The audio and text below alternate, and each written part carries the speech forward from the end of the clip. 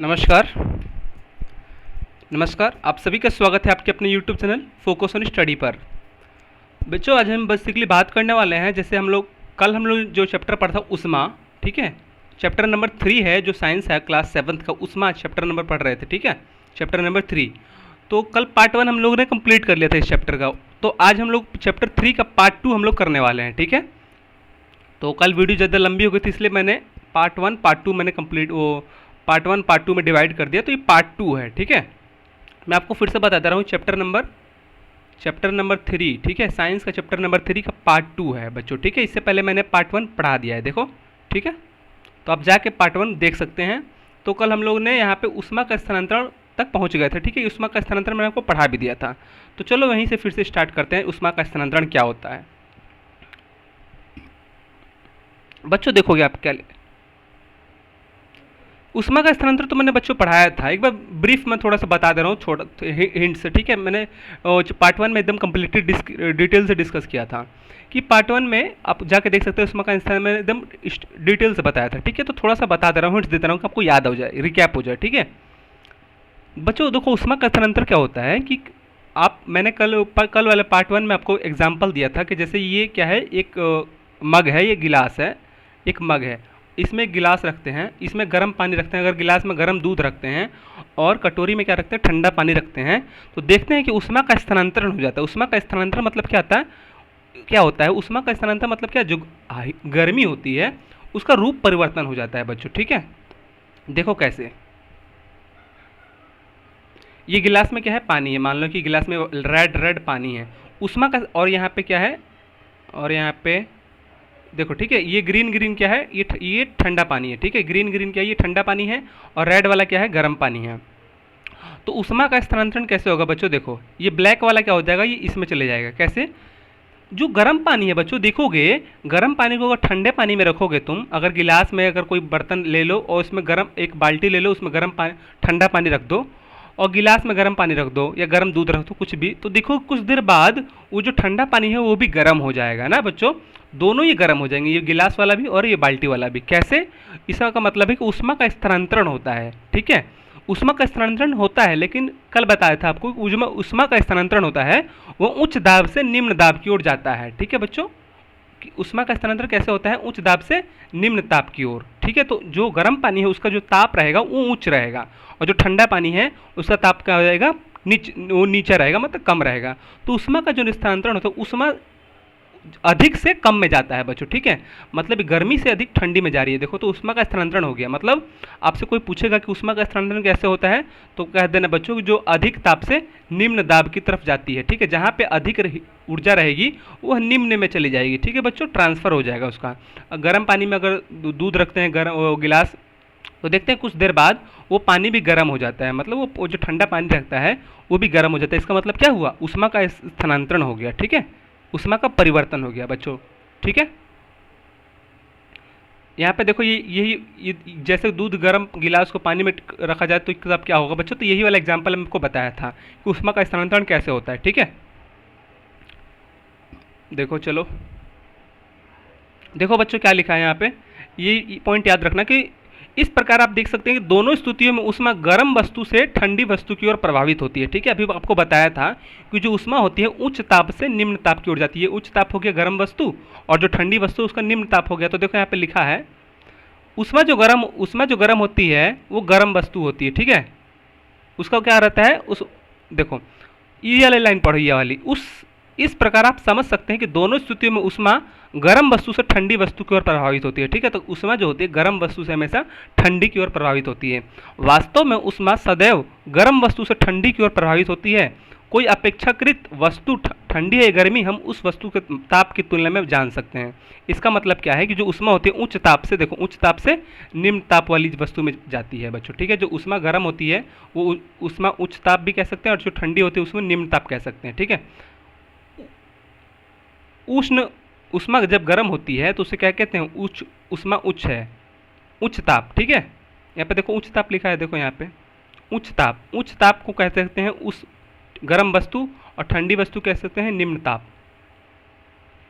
गर्म वस्तु के क्या कहते हैं, गर्म वस्तु कहते हैं उच्च ताप वाले, और ठंडी वस्तु क्या कहते हैं, निम्न ताप वाले। तो ऊष्मा होती है वो उच्च ताप से निम्न ताप में जाती है, ठीक है। जो गर्म वस्तु होती है वो उच्च ताप होता है, जो ठंडी वस्तु होती है वो निम्न ताप होता है। तो देखना, आपने देखा कि जो गर्म वस्तु है वो ठंडी वस्तु को भी गर्म कर दे रही है। इसका मतलब क्या हुआ कि जो उच्च ताप से निम्न ताप की ओर जाती है ऊष्मा का प्रवाह, ठीक है, ऊष्मा का जो स्थानांतरण होता है, ठीक है, ऊष्मा का जो स्थानांतरण होता है, किस ऊष्मा का स्थानांतरण किस तरफ होता है? उच्च ताप से निम्न ताप की ओर। अब आपके एग्जाम में यहाँ से क्वेश्चन कैसे पूछेगा कि ऊष्मा का जो स्थानांतरण होता है वो निम्न ताप से उच्च ताप की ओर होता है। तो क्या गलत है कि सही? तो क्या हो जाएगा? गलत। ऊष्मा का स्थानांतरण निम्न ताप से उच्च ताप के नहीं, ठीक है, गलत हो जाएगा ये। बल्कि ऊष्मा का जो स्थानांतरण होता है उच्च ताप से हमेशा निम्न ताप की ओर जाएगा, ऊपर से वो नीचे आएगा, ठीक है। ऊपर से नीचे मतलब ऊपर से उच्च ताप, नीचे नीचे उच्च ताप से निम्न ताप की ओर। तो बच्चों ये याद रखिएगा, कल मैंने आपको बता दिया था एकदम बहुत ही डिटेल से, ये थोड़ा सा बताया मैंने, कल जाके देखिएगा 10 मिनट मैंने यही बताया था, ठीक है, कल वाली वीडियो में। तो चलो इसको हम लोग क्रियाकलाप के माध्यम से समझते हैं। देखो, मोम टुकड़े को क्या करता है बच्चों? ये कल तो मैंने बता ही दिया था ना आपको, चलो फिर से बता दे रहा हूँ। मोम के टुकड़ों को क्या होता है? ये टुकड़े गिरना आरंभ कर देते हैं। सबसे पहले कौन सा टुकड़ा गिरता है बच्चों? ठीक है, कल वाली वीडियो आपको ध्यान में होगी तो मैंने इससे कुछ ऊपर बताया था। जैसे ये भी लाइन पढ़ा था कि आप चुम्बक को एक स्केल लेंगे, स्केल में मोम चिपका देंगे और उसको गर्म करेंगे तो सबसे पहले धीरे धीरे पहले यहाँ गिरेगा, फिर यहाँ, फिर यहाँ, फिर यहाँ, ठीक है। ऐसा क्यों हो रहा है बच्चों? एक साथ सब क्यों नहीं गिर रहे? इसका मतलब क्या हुआ कि ऊष्मा जिस तरफ जहाँ जहाँ गर्म हो रहा है, जहाँ जहाँ गर्मी पैदा हो रही है, वहाँ वहाँ का मोमबत्ती वो गिर जा रहा है। देखो, ऊष्मा जो होती है, इसका मतलब क्या हुआ? उच्च ताप से निम्न ताप की ओर। जहाँ उच्च ताप होगा वो मोमबत्ती गिर जाएगी, जहाँ उच्च ताप होगा मोमबत्ती गिर जाएगी। यहाँ पे क्या हो, अभी मोमबत्ती नहीं गिर रही, क्यों? क्योंकि यहाँ पे निम्न ताप है। लेकिन जब जैसे जैसे उच्च ताप बढ़ेगा ये भी मोमबत्ती पिघल के नीचे गिर जाएगी, ये भी। इसका मतलब क्या हुआ कि उच्च ताप से मोमबत्ती गर्म जो ऊर्जा ऊष्मा होती है उच्च ताप से निम्न ताप की ओर जाती है। यही एग्जाम्पल बताया गया है, ठीक है। देखो, इस चित्र के माध्यम से आप समझ सकते हैं कि ऊष्मा का स्थानांतरण कैसे होता है बच्चों, ठीक है। ये चित्र जो है ऊष्मा का स्थानांतरण कैसे होता है, देखो ये जैसे ये छड़ है, छड़ में क्या होता है? मोमबत्ती चिपका दिया इसने, ठीक है, मोमबत्ती चिपका दिया। मैं आपको क्या पता, मैंने बताया कि जो ऊष्मा का स्थानांतरण होता है या ऊष्मा का जो गति होता है या ऊष्मा का जो चाल होता है, स्थानांतरण मतलब क्या? एक जगह से दूसरी ओर जाना, ऊष्मा का स्थानांतरण कहते हैं उसको, या ऊष्मा का प्रवाह कहते हैं। तो जो ऊष्मा का जो प्रवाह होता है वो उच्च ताप से निम्न ताप की ओर जाता है बच्चों, ठीक है। तो देखो ये मोमबत्ती नीचे गिर गई यहाँ पे, क्यों? क्योंकि यहाँ पे अधिक उच्च ताप था, ठीक है। उच्च ताप के कारण क्या वो पिघल गया। और यहाँ पे ये मोमबत्ती क्यों लगी है? क्योंकि यहाँ पे निम्न ताप है। तो ऊष्मा ऐसे प्रभावित करेगा, ऐसे ऐसे जाएगा ऊष्मा, ठीक है। ऊष्मा जो है इस दिशा में मूव करेगा, क्यों? क्योंकि उच्च ताप से निम्न ताप की ओर जाएगा वो, धीरे धीरे धीरे धीरे, ठीक है। तो इस चित्र के माध्यम से हम समझ सकते हैं कि हमेशा जो ऊष्मा होते हैं उच्च ताप से निम्न ताप की ओर जाता है। वह प्रक्रम जिसमें ऊष्मा किसी वस्तु के गर्म सिरे से ठंडे सिरे की ओर स्थानांतरण करती है, चालन कहलाता है बच्चों। कितना इंपॉर्टेंट बात लिखा है देखो बच्चों, ठीक है। वह प्रक्रम जिसे ऊष्मा किसी वस्तु के गर्म सिरे से ठंडे सिरे की ओर प्रभावित करे या स्थानांतरण करे, उसे क्या कहते हैं? चालन कहते हैं बच्चों। देखो यहाँ पे चालन दिख रहा होगा तुमको, यही तो है चालन की प्रक्रिया। चालन की प्रक्रिया क्या कहलाती है कि वह वस्तु जिसमें ऊष्मा उच्च ताप से निम्न ताप की ओर जाए। तो देखो यहाँ पे उच्च ताप है, यहाँ पे निम्न ताप, यहाँ पे निम्न ताप, यहाँ पे निम्न ताप। तो उच्च ताप से धीरे धीरे धीरे धीरे ये भी उच्च ताप हो जाएगा, ठीक है। तो यही वही कह रहा है कि जो वह प्रक्रम जिसमें ऊष्मा जो होता है किसी वस्तु के गर्म सिरे से ठंडे सिरे की ओर प्रभावित करे या चले, उसे कहते हैं चालन, ठीक है। इसका सिंपल सा लॉजिक बता दूं कि जो ऊष्मा होती है, ऊष्मा का मतलब क्या? गर्मी या आग। जो ऊष्मा होती है, लेकिन ऊष्मा साइंटिफिक भाषा है, वैज्ञानिक की भाषा है ऊष्मा, ठीक है। तो ऊष्मा ही कहते हैं, आग नहीं कहते हैं इसको, ठीक है। जैसे समझ गए? तो जो ऊष्मा होती है, ऊष्मा का प्रवाह कैसे होता है? उच्च ताप से निम्न ताप की ओर। देखो यहाँ पे उच्च है, उच्च ताप से निम्न ताप की ओर जाती है और वह वस्तु के गर्म सिरे से ठंडे सिरे की ओर स्थानांतरित करती है। उच्च ताप क्या होता है? उच्च ताप मतलब क्या? गर्म, बहुत अधिक गर्म। उच्च ताप से निम्न ताप का मतलब क्या? ठंडा। तो जब वस्तु गर्म सिरे से ठंडे सिरे की ओर प्रभावित होती है, जो वस्तु गर्म सिरे से ठंडे सिरे की ओर जाती है, तो उसका कहते हैं, उस प्रक्रिया को चालन कहते हैं, ठीक है। तो नोट कर लेना कि चालन किसे कहते हैं? जब ऊष्मा जो होती है उच्च ताप से निम्न ताप की ओर जाती है, तो उसे क्या कहते हैं? उस प्रक्रिया को चालन कहते हैं, ठीक है। तो ये नोट कर लीजिएगा, चालन आपको बता दिया मैंने। ठोसों में ऊष्मा का स्थानांतरण प्रायः चालन प्रक्रम के द्वारा ही होता है। ठोसों में ऊष्मा का स्थानांतरण जो होता है, किसी भी ठोस में ऊष्मा का स्थानांतरण कैसे होता है? आप कुछ भी चीज़ गर्म पकाओगे, कुछ भी खाना पकाओगे तो चालन की प्रक्रिया की मदद से होता है बच्चों, ठीक है। आप नोट कर लेना, चालन की प्रक्रिया बहुत ही महत्वपूर्ण है, आगे बताएंगे आपको। जैसे ये देखो, चलो चालन की प्रक्रिया आपको बता दे रहा हूँ। क्या सभी पदार्थों में ऊष्मा का चालन आसानी से हो जाता है?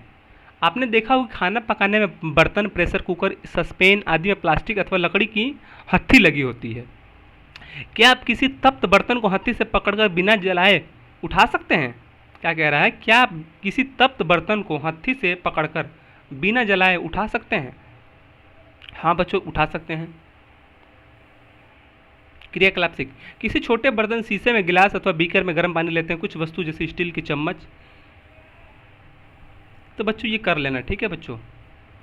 चलो, जो पदार्थ अपने से होकर ऊष्मा को एक सिरे से दूसरे सिरे तक जाने देते हैं उसे ऊष्मा का चालक कहते हैं बच्चों, ठीक है। ऊष्मा का देखो चालक सुचालक हम लोगों ने पढ़ा है। तो जो पदार्थ अपने से ऊष्मा को एक सिरे से दूसरे सिरे तक जाने देते हैं उसे क्या कहते हैं, ऊष्मा का चालक, ठीक है, या ऊष्मा का सुचालक। चालक या सुचालक कह सकते हो। मतलब क्या कह रहा है, ऊष्मा का ट्रांसफ़र होने देते हैं। देखो ट्रांसफ़र का मतलब क्या है, जैसे ये छड़ है, ठीक है, और यहाँ से मैंने करंट दौड़ाया, इस अगर मैंने यहाँ से करंट इसमें, जैसे ये लोहा है, जैसे ये कोई लोहा है, ठीक है, यहाँ से मैंने इसमें करंट सटा दिया तो ये करंट यहाँ भी निकलेगा, ठीक है, इस तार में भी निकलेगा, क्योंकि यहाँ से क्योंकि ये जो ऊष्मा का प्रभावित होने दे रहा है, मतलब कनेक्टर कह सकते हैं उसको। कनेक्टर का मतलब क्या है, यहाँ पे ऊष्मा का सुचालक। सुचालक का मतलब क्या, कि जो ऊष्मा होती है इसके अंदर से निकल जाए, इसके अंदर से निकल घुस के यहाँ भी बाहर निकल जाए।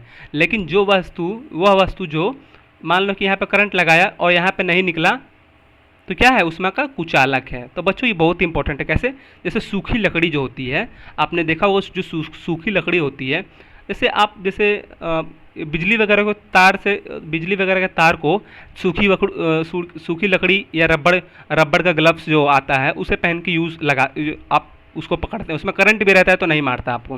क्यों? क्योंकि वो जो ऊष्मा का कुचालक होता है, जो सूखी लकड़ी होती है वो ऊष्मा को अपने से बाहर नहीं जाने देता, ठीक है, वो अपने अंदर आने ही नहीं देता उसको। इसका मतलब क्या, जो ऊष्मा या बिजली को अपने अंदर ना आने दे उसे कहते हैं ऊष्मा का कुचालक। लेकिन अगर मान लो कि वही अगर लोहा का डंडे से अगर आप मारोगे तो उसमें करंट आ जाएगा। इसका मतलब क्या होगा कि ऊष्मा जो होती है किसी भी वस्तु में जा सकती है जिस वस्तु में प्रभावित हो जाए। प्रभावित का मतलब क्या, जिस वस्तु से गुजर जाए। अगर लोहे के डंडे से पकड़ेंगे तो उसमें करंट आ सकता है, क्यों? क्योंकि उसमें ऊष्मा का प्रवाह हो रहा है। लेकिन लकड़ी से अगर करेंगे, सूखी लकड़ी से, उसमें बिजली या ऊष्मा का प्रवाह नहीं हो रहा है। इसका मतलब क्या है, जो लकड़ी है ऊष्मा का कुचालक है, जो लोहा है ऊष्मा का सुचालक है। तो वही कह रहा है, जो ऊष्मा को अपने एक सिरे से दूसरे सिरे को जाने दे या प्रभावित होने दे उसे ऊष्मा का सुचालक या चालक कहते हैं बच्चों, ठीक है। इनमें लोहा, तांबा, एल्युमिनियम आदि। तो एग्जाम आप ये रट लें। देखो एग्जाम में कैसे पूछेगा यहाँ से क्वेश्चन, लोहा, तांबा, एल्युमिनियम कुचालक के उदाहरण हैं। तो क्या हो जाएगा, गलत हो जाएगा भैया। कुचालक उदाहरण कौन से होंगे, जिसमें ऊष्मा का प्रवाह नहीं होता होगा? लकड़ी, ठीक है, लकड़ी हो जाएगा, सूखी लकड़ी हो जाएगा, रबड़ हो जाएगा, ठीक है। जो पदार्थ ऊष्मा को एक सिरे से दूसरे सिरे तक अपने से आप से हो आसानी से नहीं जाने देते उसे ऊष्मा का कुचालक कहते हैं बच्चों, ठीक है, उसे ऊष्मा का कुचालक कहते हैं। जैसे आपने स्विच देखा होगा, अपने घर में स्विच होता है, वो प्लास्टिक का क्यों बना होता है? क्योंकि वो ऊष्मा का कुचालक होता है, ठीक है, ऊष्मा को वो आने नहीं देता है। लेकिन स्विच के अंदर देखिए, खोल के देखिएगा, उसके अंदर लोहे लगे रहते हैं, लोहे, वो बटन दाबते हैं तो वो दोनों चिपक जाते हैं। इसका मतलब कि ऊष्मा का प्रवाह हो जाता है। लेकिन आप जैसे ही बटन को बंद करते हैं उसमें वो लोहा, वो दोनों जो तार चिपके रहते हैं वो अलग अलग हो जाते हैं। इसका मतलब क्या है कि जो प्लास्टिक है वो भी ऊष्मा का कुचालक है, वो अपने अंदर बिजली को आसानी से नहीं आने देता, उसे ऊष्मा का कुचालक कहते हैं। जैसे प्लास्टिक और लकड़ी बच्चों, ठीक है, समझ गए कुचालक और सुचालक। ऊष्मा को कुचालक को ऊष्मारोधी भी कहते हैं, ठीक है, ऊष्मा के कुचालक को ऊष्मारोधी। अब बच्चों एग्जाम में कुछ पूछेगा कि ऊष्मारोधी की परिभाषा लिखें।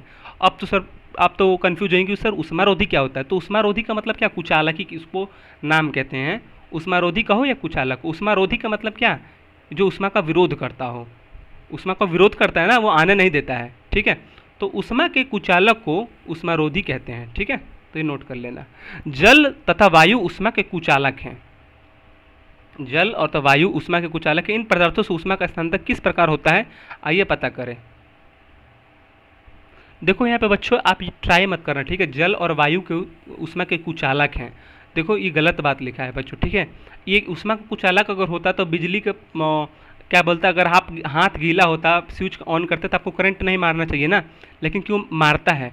ऊष्मा का कुचालक जो होता है शुद्ध जल होता है, शुद्ध जल एकदम 1% की भी उसमें शुद्ध जल होता है, ठीक है, शुद्ध जल, ठीक है। ऊष्मा का क्या जो कुचालक सुचालक होता है वो शुद्ध जल होता है, लेकिन यहाँ पे क्या लिखा है, इसको इसको काट देना, ठीक है।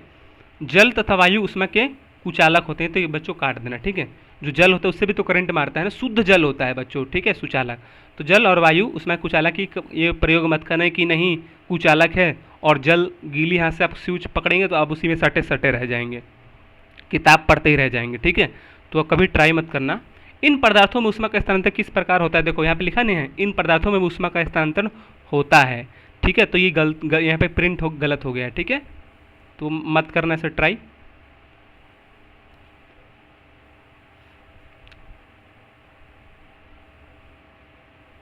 देखो तो बच्चों ये पढ़ लेना, ठीक है। जब हम जल को गर्म करते हैं तो लौह के पास का जल गर्म हो जाता है। यह हम लोग को सब मालूम है कि भाई जल के जो सबसे पहले हम लोग, आप जैसे मम्मी आपकी खाना बनाती है या दूध उबालती है तो देखा होगा कि सबसे पहले नीचे नीचे गर्म होता है, क्यों ऊपर गर्म क्यों नहीं होता पहले, क्योंकि ऊष्मा जो होता है उच्च ताप से निम्न ताप की ओर जा रही है। तो यहाँ पे उच्च ताप है, उसके बाद धीरे धीरे सब में फैल जाएगी। तो ऊष्मा जो होती है उच्च ताप से निम्न ताप की ओर जाती है बच्चों, इसलिए तो पहले नीचे वाला गर्म होता है, ऊपर वाला गर्म नहीं होता। इस गर्म जल के आसपास का ठंडा जल स्थान, इसका स्थान ले लेते हैं, फिर ये जल फिर गर्म होकर ऊपर उठता है, आसपास के जल फिर इसके स्थान पर आ जाता है। यह प्रक्रिया तब तक चलती रही जब फ्लास्क का सारा गर्म ना हो जाए। ऊष्मा स्थानांतरण की इस विधि को संवहन कहते हैं बच्चों, ठीक है। संवहन कैसे, संवहन देखो संवहन किसे कहते हैं बच्चों, जब ये मान लो कि ये दूध उबाल रहे हैं मम्मी आपकी, यहाँ से आपने आग लगा दी, तो जब आपने आग लगा दी तो कुछ समय ऐसा आएगा कि सारा पानी गर्म हो जाएगा, ठीक है। जब वो सारा पानी गर्म हो जाएगा उस मतलब इसका मतलब क्या हुआ कि ऊष्मा जो है वो सारा ऊष्मा का तापमान सारा जगह समान है, ठीक है। ऊष्मा का जो तापमान है, ऊष्मा का जो मात्रा है वो सारा जगह समान है, इसलिए तो सारा जगह गर्म हुआ। अगर मान लो कि एक जगह ठंडा होता है तो इसका मतलब क्या है कि अभी ऊष्मा उच्च ताप में है, निम्न ताप में नहीं है। निम्न ताप कहाँ होगा, जहाँ पे ठंडा होगा, ठीक है। इसलिए पानी गर्म करते हैं तो कुछ देर बाद, या दूध गर्म करते हैं तो 5 मिनट बाद वो गर्म होता है, क्यों, क्योंकि जो ऊष्मा का प्रवाह होता है उच्च ताप से निम्न ताप की ओर जाता है, और जब ऊष्मा जो होती है उच्च ताप से सब जगह फैल जाता है तो सारा पानी गर्म हो जाता है बच्चों, ठीक है। तो वही कह रहा है आसपास के फिर इसके स्थान भर जाता है। यह प्रक्रिया तब तक चलती है जब फ्लास्क में सारा गर्म जल ना हो जाए। ऊष्मा स्थानांतरण की इस विधि को संवहन कहते हैं। समझ गए संवहन किसे कहते हैं, जब किसी बीकर में सारा पानी गर्म हो जाता है, मतलब ऊष्मा सब जगह फैल जाए, जो गर्म ऊष्मा है वो सब जगह फैल जाती है पूरा, ठीक है। जहाँ पे ऊष्मा हर जगह फैल जाती है उसे कहते हैं संवहन। वायु में ऊष्मा का स्थानांतरण किस प्रकार होता है, धुआं किस दिशा में जाता है बच्चों, तो ये क्वेश्चन हम लोग जानेंगे। वायु में ऊष्मा का स्थानांतरण किस प्रकार होता है, ठीक है। हम लोगों ने तो पढ़ लिया कि दैनिक जीवन में ऊष्मा का स्थानांतरण कैसे होता है, ठीक है। ऊष्मा जो होता है उच्च ताप से निम्न ताप की ओर जाता है, लेकिन वायु में ऊष्मा का स्थानांतरण या ऊष्मा की गति या ऊष्मा का प्रवाह कैसे होता है ये जानने की कोशिश करेंगे, और धुआं किस दिशा में जाता है ये भी बच्चों, ठीक है। चलो वायु भी जल की तरह सबसे पहले, वायु जो होता है जल की तरह सबसे पहले लौ के पास गर्म होकर ऊपर उठती है और आसपास की हवा फिर उसी स्थान पर आ जाती है, और यह संवहन की प्रक्रिया चलती रहती है। अपने विचार से पुष्टि के लिए क्रियाकलाप कर सकते हैं।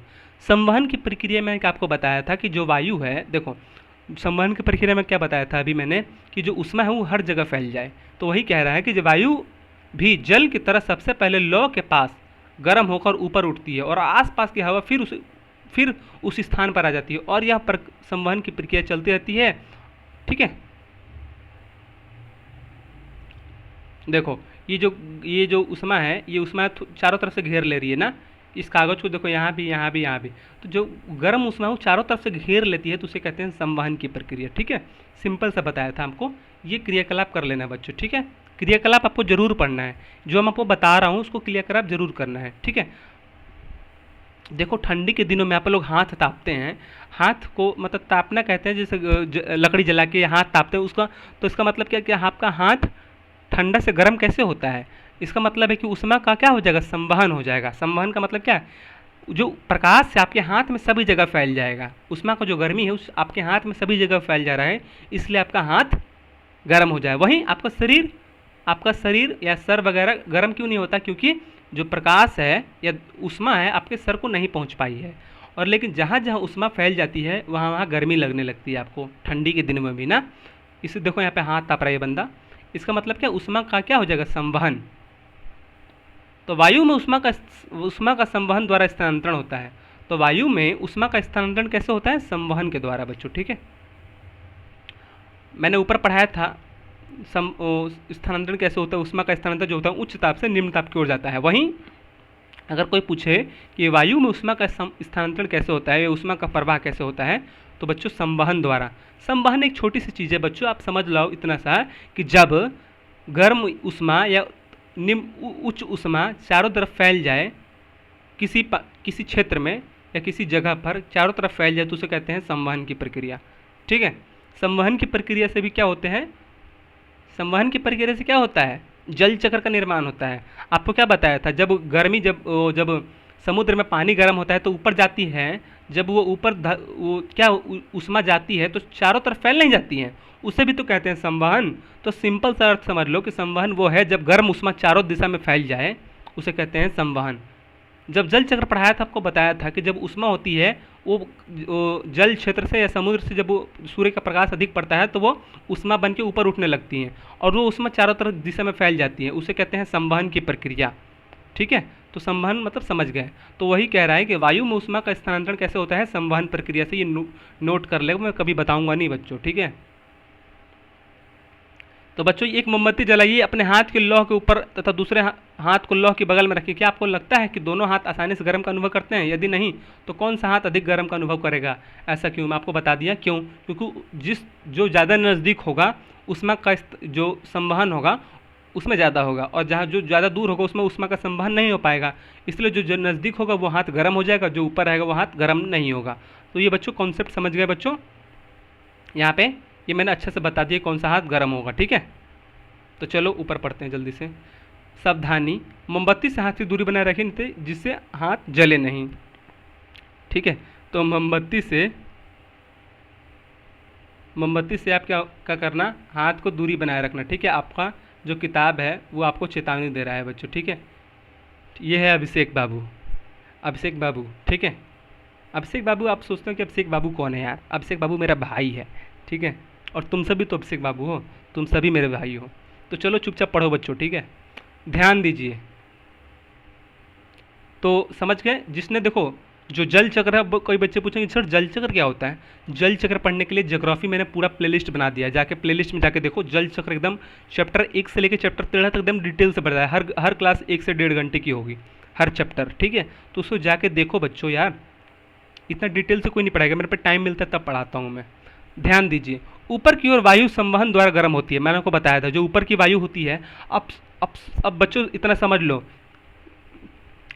अब बताने की जरूरत नहीं है, मैं आपको बता दिया यार। सोचो जो गर्म हवाएं चलती हैं, गर्म हवाएं क्यों चलती हैं बताओ बच्चों? गर्म कैसे होती हैं? संवहन के द्वारा। संवहन कैसे होती है मैं आपको बता दिया। जल चक्र के माध्यम से भी संवहन हो सकता है ना बच्चों, कहीं आग लग जाए उससे भी संवहन हो सकता है, ठीक है। तो गर्म हवाएं कैसे चलती है? संवहन के द्वारा। आगे तो बहुत डिटेल से पढ़ाने वाला हूँ, ठीक है।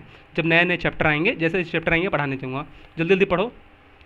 तो ऊपर की वायु संवहन द्वारा गर्म होती है, इसलिए नली के ऊपर सिरे के सामने वाला हाथ या मोमबत्ती के लौह के ऊपर हाथ अधिक गर्म का अनुभव करता है, ठीक है। इसका मतलब क्या हुआ कि जहाँ पे आप मोमबत्ती रखेंगे अपने हाथ के ऊपर वो अधिक गर्म होगी। क्यों? क्योंकि संवहन की प्रक्रिया वहाँ पे ज़्यादा होगी, जो दूर होगी वहाँ पे कम होगी।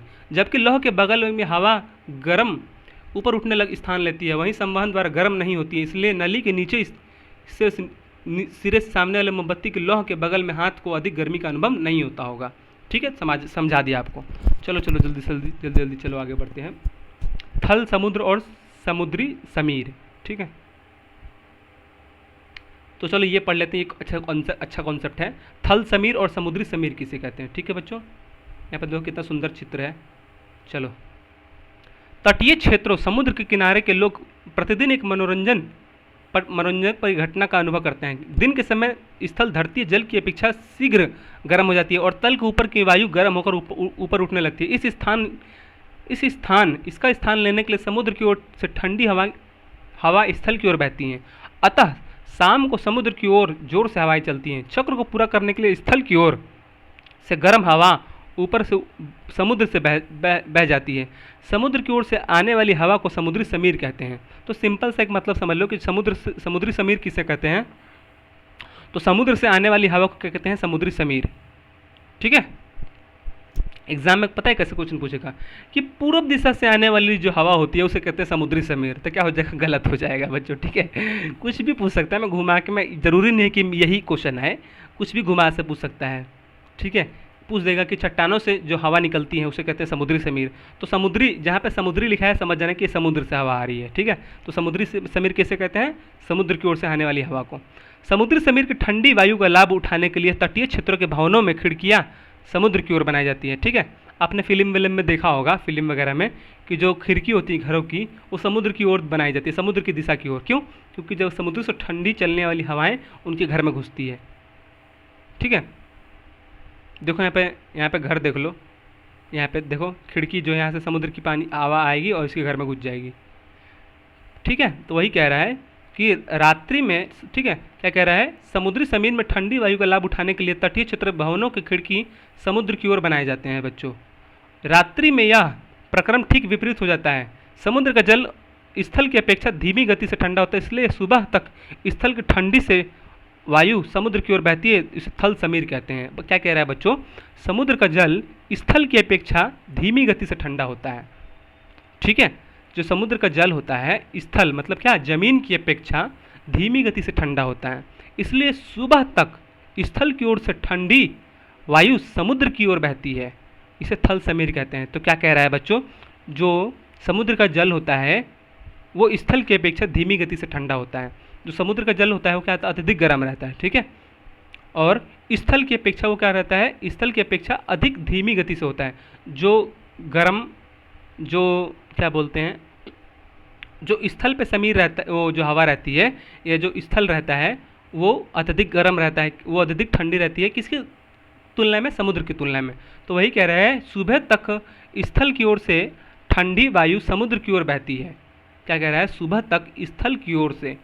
ठीक है, जब सुबह सुबह दिखेंगे कहीं समुद्री इलाके में जाएंगे तो सुबह तक जो होता है स्थल की ओर से ठंडी वायु, स्थल जहाँ पे घर बना रहता है वो क्या है, स्थल, स्थल पे तो बना रहता है, जो घर होता है स्थल की ओर, तो स्थल की ओर से ठंडी वायु समुद्र की ओर बहती है, उसे कहते हैं थल समीर। जो समुद्र से आए स्थल पर उसे कहते हैं समुद्री समीर, और जो स्थल से समुद्र में जाए उसे कहते हैं थल समीर। समझ गए? यही इसका कॉन्सेप्ट है कि जो स्थल से, जहाँ पे घर बने रहते हैं, वहाँ से अगर कोई हवा समुद्र में जाए तो क्या कहते हैं, उसे थल समीर, और कोई हवा समुद्र में से अगर स्थल पे आता है तो उसे कहते हैं समुद्री समीर। ठीक है, तो देखो ये बताओ कौन सी दिशा है, ये कौन सी हवा है, ये क्या है, थल समीर है, क्योंकि देखो स्थल से समुद्र में जा रही है। लेकिन अगर ये एरो अगर इधर रहता, देखो ये क्या है बच्चों, ये क्या है, समुद्री समीर, क्योंकि जो समुद्र में से स्थल पे आ रही है। तो समझ गए समुद्री समीर और स्थल समीर का कॉन्सेप्ट। इस प्रकार दोनों प्रकार के समीकरण का कारण संवहन ही है। तो मैं आपको बताया दोनों प्रकार का कारण संवहन कैसे है। देखो देखो देखो देखो देखो मैं आपको बता दे रहा हूँ। देखो ये क्या है, थल, ठीक है, ये क्या है, समुद्र। जब आपको क्या मैंने आपको क्या बताया था, देखो ये क्या है बच्चों, स्थल है, ठीक है, ये क्या है, समुद्र। आपको बताया था जो थल से समुद्र की ओर जाए उसे कहते हैं थल समीर, और जो समुद्र से थल पे आए उसे कहते हैं समुद्री समीर। तो बच्चों एक कॉन्सेप्ट नहीं लग रहा है यहाँ पे, ये कॉन्सेप्ट आपको बताया तो था अभी। जो संवहन होता है, जो उष्मा की गति होती है, क्या है, कहाँ से कहाँ तक होती है, उच्च दाब से निम्न दाब की ओर, उच्च दाब से निम्न दाब की ओर। तो बच्चों ये जो थल समीर होता है वो समुद्री समीर में जा रहा है तो उसे कहते हैं थल समीर। इसका मतलब क्या है कि जो थल समीर का जो वायु है वो अत्यधिक गर्म हो गया है, ठीक है, अत्यधिक गर्म हो गया है। जो थल समीर का जो वायु है अत्यधिक गर्म हो गया है, और थल समीर मतलब अत्यधिक गर्म हो गया है, तो वो अत्यधिक गर्म से निम्न दाब की ओर जा रही है, ठीक है, निम्न दाब की ओर जा रही है। और वहीं जब समुद्री समीर बहती है तो समुद्र का क्या हो जाएगा, समुद्र का जो हवा होती है अत्यधिक गर्म हो जाएगा, तो वो हवा निम्न उच्च ताप से निम्न ताप की ओर, मतलब समुद्र में वो स्थल पे जा रही है। तो यही कॉन्सेप्ट है, जो उष्मा होती है उसका जो गति होता है वो उच्च ताप से निम्न ताप की ओर जा रही है, ठीक है, किसी भी दिशा में हो सकता है। यहाँ पे क्या है, ये क्या है, समुद्री स्थल समीर है। इसका मतलब क्या है कि जो स्थल का वायु है वो अत्यधिक गर्म हो गया है।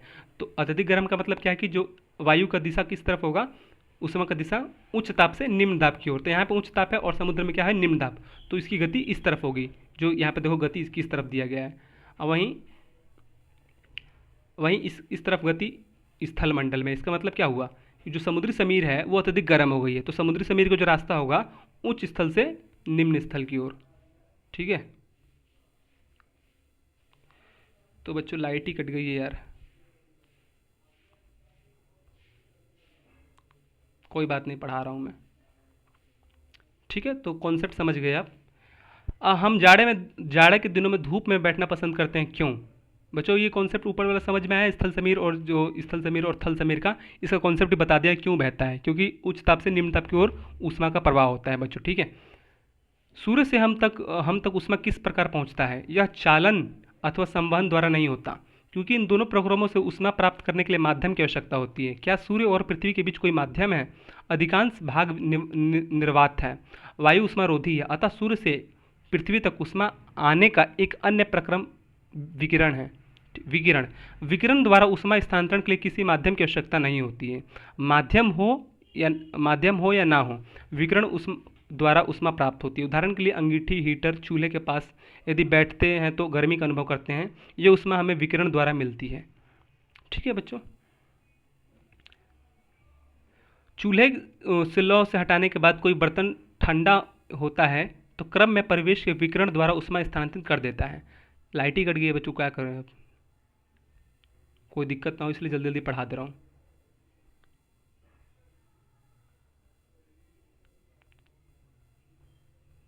चलो कोई बात नहीं। तो ये कॉन्सेप्ट समझ गए आप। चूल्हे की लौ से हटाने के बाद कोई बर्तन ठंडा होने के क्रम में अपने परिवेश में विकिरण द्वारा ऊष्मा स्थानांतरित कर देता है। सभी गर्म वस्तुएं विकिरण द्वारा ऊष्मा छोड़ती हैं, विकिरित करती है। तो बच्चों सभी जो गर्म वस्तुएं हो वो विकिरण द्वारा ऊष्मा छोड़ती हैं, ठीक है। ये कॉन्सेप्ट यहाँ भी लग सकता है कि जो ऊष्मा का स्थानांतरण होता है उच्च ताप से निम्न ताप की ओर होता है। मैं इसको रिमूव कर रहा हूँ, ठीक है। यह प्रक्रिया यह विकिरण प्रकाश के किरणों के रूप में होता है और जिन्हें हम देख नहीं सकते। यह विकिरण जब किसी वस्तु से टकराती है तो कुछ भाग वस्तु द्वारा अवशिष्ट हो जाता है या अवशोषित हो जाता है और कुछ भाग परिवर्तित हो जाता है तथा कुछ भाग पार हो जाता है, ठीक है। खिड़की में लगा कांच इसका उदाहरण है। विकिरण द्वारा, देखो क्या कह रहा है, कितना अच्छा बात कह रहा है। जब खिड़की द्वारा आपके घर में खिड़की लगाए उसमें कांच लगाए तो सूर्य का प्रकाश उस क्या बोलते हो उस खिड़की के अंदर से भी होके आपके रूम में घुस जाता है। क्यों? क्योंकि सूर्य विकिरण के द्वारा, ठीक है। अभी इतना समझिए, आपको नेक्स्ट चैप्टर में डिटेल से पढ़ाने वाला हूँ। किसी कांच या खिड़की के पास आप अपना हाथ रखिए जिससे होकर धूप अंदर जाती है। क्या आप गर्मी का अनुभव करते हैं? यह ऊष्मा कांच को पार करके आपके हाथ को गर्मी देता है। ऊष्मा के अवशोषण के कारण वस्तु का ताप बढ़ जाता है। अब यहाँ से एग्जाम में क्वेश्चन पूछ लेगा कि ऊष्मा के अवशोषण के कारण वस्तु का ताप घट जाता है, तो क्या हो जाएगा? गलत। ऊष्मा का अवशोषण का मतलब क्या? अगर आप जहाँ पे हाथ लगाएंगे, यहाँ पे आग जल रही है और यहाँ पे हाथ लगाएंगे तो आपका हाथ जलेगा कि क्या हो जाएगा? हाथ जलेगा। क्यों? क्योंकि ताप अत्यधिक होने के कारण आपका हाथ जल जाएगा। तो वही कह रहा है, ऊष्मा के अवशोषण के कारण वस्तु का ताप बढ़ जाता है, मतलब हाथ वो गर्म हो जाता है, ठीक है। विकिरण ऊष्मा के अवशोषण के लिए आवश्यक है। यह अवशोषित करने वाली वस्तु निम्न ताप पर होती है। सर्दियों तथा गर्मियों में हमारे पहनने के वस्त्र, हम जानते हैं कि हम गर्मियों में सूती और हल्के रंगों के वस्त्र पहनना पसंद करते हैं और जाड़ों में ऊनी तथा गहरे रंग के वस्त्र पहनना पसंद करते हैं। क्यों? आइए इसका पता करें। तो बच्चों ये आर्टिकल ये पढ़ लीजिए, पढ़ लेने में इसको पढ़ाने वाला नहीं। इन क्रियाकलापों के माध्यम से आप ये निष्कर्ष निकाल सकते हैं, गर्मियों में सफ़ेद और हल्के रंग के वस्त्र अत्यधिक आरामदेह क्यों प्रतीत होते हैं। तो ये पढ़ लेना, ऊपर देखा आपको कॉन्सेप्ट पता चल जाएगा। गहरे रंग के पृष्ठ अपेक्षाकृत अधिक ऊष्मा अवशोषित करते हैं, इसलिए सर्दियों में गहरे रंग के वस्त्र पहनना हमें सुखद लगता है। इसलिए सर्दियों में हमें गहरे रंग के वस्त्र पहनना में सुखद लगता है। सफ़ेद तथा हल्के रंग के वस्त्र अधिकांश ऊष्मीय विकिरण को प्रभावित करते हैं, परिवर्तित कर देते हैं, इसलिए गर्मी में सफ़ेद और हल्के वस्त्र से आरामदेह मिलता है। इसका मतलब क्या हुआ? देखो मैं आपको बता रहा हूँ। गर्मी में हम लोग गर्मी में क्या करते हैं, ठंडी में हम लोग कपड़े कैसे पहनते हैं। देखो ये क्या है, एक टी शर्ट है और ये भी टी शर्ट है, ठीक है। ये ब्लैक रंग का है और ये मैं इसको कर देता हूँ ग्रीन का, ठीक है। समझ लो कि वाइट है ये ब्लैक, ये ग्रीन, ये वाइट, ठीक है। तो देखो, अरे यार, जो गहरे रंग के जो गहरे रंग के कपड़े होते हैं वो क्या होते हैं, उष्मा का क्या होते हैं, उष्मा का अवशोषक होते हैं, ठीक है। जो गहरे रंग के जो कपड़े होते हैं वो उष्मा को अपनी तरफ खींचते हैं, मतलब अवशोषित करते हैं, जिससे आपको गर्मी लगती है। और लेकिन गर्मी लगी ये कब, ये गहरे रंग के कपड़े कब पहनते हैं हम लोग, ठंडी में। जिससे गहरे रंग के कपड़े पहनेंगे तो उष्मा अवशोषित करेगा, जिससे हमें गर्मी महसूस होगी ठंडी के दिनों में। लेकिन गर्मी में क्या करते हैं, जो हल्के रंग के कपड़े होते हैं वो उष्मा का अवशोषण नहीं करते हैं, ठीक है। उष्मा का अवशोषण नहीं करेंगे तो वह उष्मा को अपनी तरफ आकर्षित नहीं करेंगे, मतलब गर्मी को अपनी ओर आने नहीं देंगे हल्के रंग के कपड़े, इससे आपको गर्मी नहीं लगेगी, ठीक है बच्चों। तो यही कॉन्सेप्ट है, ज़्यादा इसमें कोई रॉकेट साइंस नहीं है, ठीक है। उसमें समझ गए ना कि जो गहरे रंग के कपड़े होते हैं वो हम लोग ठंडी में इसलिए पहनते हैं क्योंकि वो उष्मा के अवशोषक होते हैं, जिससे जो उष्मा होती है उसकी तरफ आकर्षित होती है, जिससे हमें ठंडी में भी गर्मी महसूस होती है, ठीक है। देखते हो कि मोटा मोटा कपड़ा जैसे जैसे या इनर वगैरह होते हैं वो गहरे रंग के होते हैं, ब्लैक, कोई ब्लू, पूरा डार्क रंग। इसका क्यों, क्योंकि जो उष्मा का अवशोषक है उसे अपनी ओर आकर्षित करता है, जिससे अंदर गर्मी महसूस होती है, ठीक है। कलर का भी मैटर है इसमें। और वहीं ठंडी में आप लोग देखेंगे white T shirt, white shirt, हल्के रंग के कपड़े, क्यों, क्योंकि उष्मा का अवशोषक नहीं होते हैं वो, उससे उष्मा का अवशोषक नहीं होता है, मतलब वो अपनी ओर आकर्षित नहीं करता है उष्मा को, इससे हम लोग को गर्मी नहीं महसूस होती है। सर्दियों में ऊनी वस्त्र हमें उष्ण या गर्मी बनाए रखते हैं। सर्दियों में हमें ऊनी वस्त्र पहनते हैं, ठीक है। क्यों, कितना डार्क होता है, कितना मोटा होता है, क्योंकि उष्मा का अवशोषक होता है। इसके अतिरिक्त हम ऊन के रेशे से बीच वायु, क्या लिखा है, इसके अतिरिक्त ऊन के रेशों के बीच वायु रहती है जो हमारे उष्मा को परिवेश में विकसित होने से रोकती है, अतः हमें उष्णता का अनुभव होता है। अधिक सर्दी से हम मोटे कंबल की जगह दो अपेक्षाकृत पतले कंबलों में एक ऊपर से दूसरे को डालकर ओढ़ना पसंद करते हैं, क्योंकि दोनों कंबलों के बीच की वायु की परत होती है। तो बच्चों कुछ रॉकेट साइंस नहीं है, इसको आप लोग ध्यान में रखिएगा, इस वर्ड को बहुत ही इंपॉर्टेंट है, ठीक है। जैसे कुचालों को क्या कहते हैं, बैड कंडक्टर, ठीक है, बैड कंडक्टर। समुद्री समीर को सी ब्रिज, उष्मारोधी को थर्मल इंसुलेटर, संवहन को कन्वेंशन, ये आप याद रखना है, ठीक है। जो समुद्री समीर को सी ब्रिज कहते हैं, वही थल समीर को लैंड ब्रिज। लैंड मतलब क्या, थल, और सी मतलब समुद्र। चालन, कंडक्शन, विकिरण, रेडिएशन, ताप, टेम्परेचर, तो आपको याद रखना है, ठीक है। ये वर्ड आपको बहुत ही हेल्प करेंगे। चलो हमने क्या सीखा ये सब पढ़ लेना आप। चलो फिर से पढ़ देता हूँ मैं, हमने क्या क्या सीखा। हम छूकर किसी वस्तु के तापमान को पक्की जानकारी नहीं प्राप्त कर सकते, ठीक है। उसको हम लोग महसूस करके प्राप्त कर सकते हैं। तापमान जानने के लिए थर्मामीटर का उपयोग होता है, ठीक है। मनुष्य का तापमान मापने के लिए थर्मामीटर का प्रयोग होता है। उष्मा का स्थानांतरण गर्म वस्तु से ठंडी वस्तु की ओर होता है, आपको बता दिया मैंने बहुत अच्छे से। मानव शरीर का तापमान डॉक्टर थर्मामीटर से उसको क्या बोलते हैं, मापा जाता है। वस्तुओं का तापमान प्रयोगशाला थर्मामीटर से मापा जाता है बच्चों, ठीक है। तो यहाँ पे ऑब्जेक्टिव बना सकता है, पूछ देगा कि वस्तुओं का तापमान थर्मामीटर से होता है, तो क्या हो जाएगा, गलत ऑप्शन। क्यों, क्योंकि वस्तु का तापमान जो होता है वो प्रयोगशाला थर्मामीटर से मापते हैं। वहीं अगर पूछ देगा कि जो मानव शरीर का जो तापमान होता है वो प्रयोगशाला थर्मामीटर से मापते हैं, तो क्या हो जाएगा, ऑप्शन गलत। तो आपको ऑब्जेक्टिव माइंड में बनाते रहना है, क्यों, क्योंकि जब आप ऑब्जेक्टिव माइंड में बनाएंगे तो एग्जाम में सारे ऑब्जेक्टिव आपको अपने माइंड के बनाए हुए नजर आएंगे, ठीक है। उष्मा का स्थानांतरण चालन, संवहन और विकिरण द्वारा होता है। बच्चों मैं आपको बता दिया, पहले चालन बताया, उसके बाद संवहन, उसके बाद विकिरण।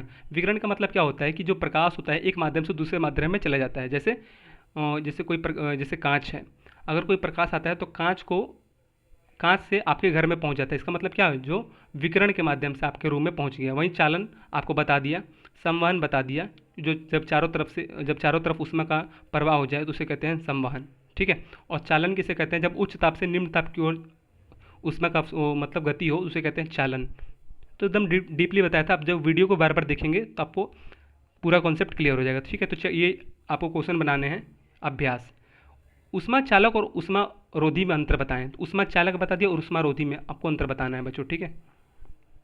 उष्मा चालक और उष्मा रोधी का मतलब क्या बताऊँ, कुचालक और सुचालक में अंतर बताना है, ठीक है बच्चों। आपको ये शब्दार्थ हैं ये बहुत ही हार्ड दे दिया आपको, ठीक है। डराने के लिए तो डरना नहीं। उष्मा चालक का मतलब क्या, सुचालक, और उष्मारोधी का मतलब क्या, कुचालक। तो कुचालक और सुचालक में दोनों में अंतर बताना। उष्मा चालक का मतलब सुचालक और उष्मारोधी का मतलब कुचालक। तो वैसे वर्ड आपको याद रखने चाहिए। ये क्या है, उसका पर्यायवाची है। डॉक्टरी थर्मामीटर और प्रयोगशाला थर्मामीटर में कार्य और बनावट के बताइए, ये बहुत ही डिटेल से पढ़ाया था मैंने आपको। सर्दियों में हम कपड़े मोटे की अपेक्षा उसी मोटे के कई परतों वाला वस्त्र अधिक गर्मी प्रदान करता है, क्यों? ठीक है, आपको बताया था अभी। गर्म जलवायु वाले जगहों पर घरों को उजले रंग से रंगने की सलाह क्यों दी जाती है बच्चों, बताओ। ये कपड़े वाले कॉन्सेप्ट से लगाओ कि गर्म जलवायु जहाँ पे होती है वहाँ पे घरों को उजले रंग से या हल्के रंग से क्यों रंगने की सलाह दी जाती है बच्चों, बताओ। मैंने आपको बताया था अभी, जो डार्क कलर के जो कपड़े होते हैं या घर होते हैं उसमें क्या होते हैं, ऊष्मा का अवशोषक होता है, मतलब वो ऊष्मा को अपनी तरफ खींचते हैं जिससे घर में गर्मी महसूस होती होगी। लेकिन जहाँ पर उच्च जलवायु है, जलवायु का मतलब क्या है, जहाँ पर अत्यधिक गर्मी हो, जहाँ पर अत्यधिक गर्मी हो वहाँ पर हल्के रंग से रंगते हैं, क्यों? क्योंकि वह ऊष्मा को बैड कंडक्टर होते हैं, ऊष्मा को अपनी ओर आने नहीं देते। देखो ये क्या है, बहुत ही गाढ़ा रंग का घर है, ठीक है, मतलब डार्क कलर है। ये प्रकाश आया यहाँ से घुस गया इसके अंदर, ठीक है, ये प्रकाश आया इसके अंदर घुस गया, ऐसे ऐसे ये क्या है, इसको घर कह लो या कपड़ा कह लो, ठीक है। तो ये जो डार्क कलर का घर रूम होता है या पेंट होता है या कपड़ा होता है वो ऊष्मा का सुचालक होते हैं, वो अंदर अपने समाहित कर लेते हैं। लेकिन जो हल्के रंग के कपड़े होते हैं, जो हल्के रंग से घर रंगते हैं, वो सूर्य का प्रकाश को अपनी ओर नहीं देते, वो चले जाते हैं। देखो यहाँ से आते हैं टकराते हैं लेकिन यहाँ पे रिवर्स चले जाते हैं, क्यों? क्योंकि हल्का रंग अपने आप को अवशोषित नहीं कर पाता है, जिससे घर ठंडा बना रहता है। इसलिए गर्म जलवायु में घरों को उजले रंग से रंगने की सलाह दी जाती है बच्चों। ये मैं आपको बता ही दिया, लेकिन आपको फिर से डिटेल से लिखना है। तो चलो ये क्या है, मैचिंग है। गहरे रंग के कपड़े पसंद करते हैं कब? सर्दी में, गर्मी में, रात में, दिन में।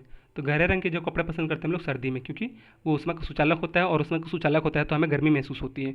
समुद्री समीर बहने का समय क्या होता है बच्चों? जो समुद्री समीर बहती है, आपको बताया था मैंने, ये रात में बहती है, आपको देख लेना है। हल्के रंग के कपड़े कब पहन पसंद करते हैं हम लोग? गर्मियों में, ठीक है। तो समुद्री समीर वाला देख लेना, कब बताया था आपको मैंने, ध्यान नहीं आ रहा। तो ये ऑब्जेक्टिव आपको कर लेना है, सही उत्तर, ठीक है। मैं आपको डिटेल से पढ़ा दिया, जब रिवीजन हो जाएगा ना तो आप लोग कर लेंगे, और कुछ तो नहीं है। तो चलो बच्चों, मिलते हैं नेक्स्ट वीडियो में, तब तक के लिए जय हिंद, जय भारत, वंदे मातरम। कल होगा आपका चैप्टर क्लास 4, ठीक है, चैप्टर 4 होगा कल। तो चैप्टर 3 को अच्छे से रिवीजन करिए, पढ़िए। चैप्टर 1 2 3 आपको कंप्लीट हो गया, आपसे नेक्स्ट जो वीडियो आएगा वो चैप्टर 4 का आएगा। तो चलिए मिलते हैं नेक्स्ट वीडियो में, जय हिंद।